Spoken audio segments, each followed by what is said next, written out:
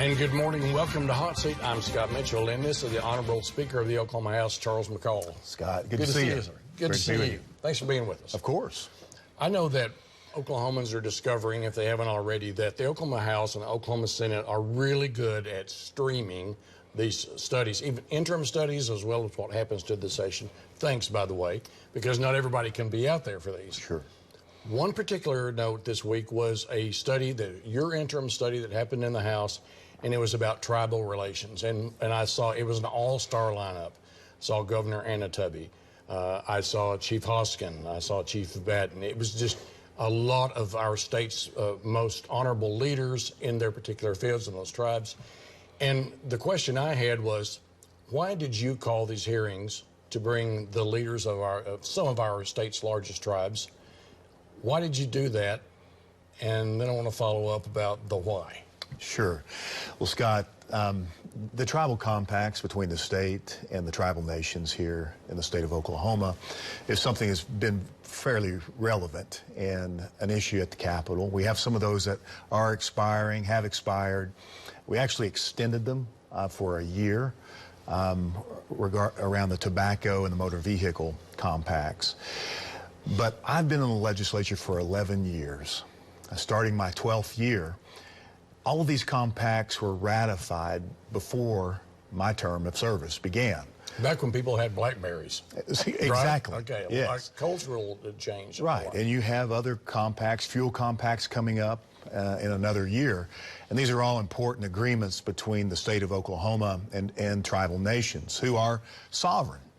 And they are their own governments. And so compacts are the vehicle for government to agree on how things can operate functionally in the state of Oklahoma. But I haven't sponsored an interim study in probably 5 years as the speaker, but I felt this one was necessary because our legislative body, we all need to understand the history behind these compacts, the genesis, and find out what the prevailing issues were at that time, because we're going to be faced with extending those or putting together agreements for us to be able to move forward in the future, as some of them are expiring. Gaming compact, for instance, I believe memory serves me correct from what was shared in the interim study, 1988, the year I graduated from high school. That's been a few days ago. Toka, by the way. That is the Wampus Cats. Okay. But the legislature has turnover every 2 years. The executive branch has turnover. The staff that were in place at the time turns over. It's a good idea to revisit, have these conversations. I felt like it was very important. It turned out to be a great interim study. Is there something likely to come from this? I think yes, I think there will be some good things come from it. It is certain that with the 1-year extension, compact extensions of this year, that those will have to be addressed in some form or fashion next year. And so it's, what we've allowed, kind of the plan that we followed, we've given the governor a period of time through these 1-year extensions to negotiate with the tribes, communicate directly with the tribes, to try to find an agreement. And we can continue to look to the governor to lead on that. But the legislature, we are deliberately setting the table and preparing to act if we need to act. And we do have the authority to act on our own.